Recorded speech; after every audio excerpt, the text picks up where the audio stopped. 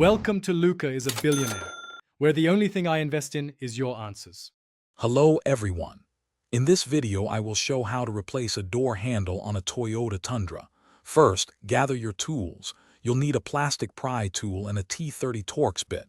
Next, open the door and look at the door jamb. You'll see a small plastic tab there. Use your plastic pry tool to gently remove this tab. This step is crucial for accessing the handle's retaining screw without damaging your truck's paint. Take your time here. Now that the tab is off, you'll see a T30 Torx screw inside. Use your T30 bit to loosen this screw. Remember, it's a captive screw, so it won't fall out completely. Once loosened, slide the handle's outer cap straight off the door. With the cap removed, gently slide the main handle body backward. You should feel it click loose. Then you can pivot the entire handle out of the door opening. This process usually takes just a few minutes. With the old handle removed, it's time for the new one.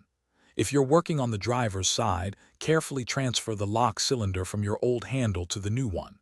Next, insert the new handle's front portion into the door opening at an angle. Once the front is in, pivot the handle down and slide it forward. You should feel it click firmly into place. Finally, reattach the handle cap, making sure it sits flush with the door panel. Almost done. Now tighten the T30 Torx screw you loosened earlier. Turn it until it's snug, then give it about 1/4 more turn to ensure it's secure. Next, simply push the plastic tab back into its slot on the door jamb. Finally, and most importantly, test your new door handle multiple times. Open and close the door, checking that it latches and unlatches smoothly from both the inside and outside.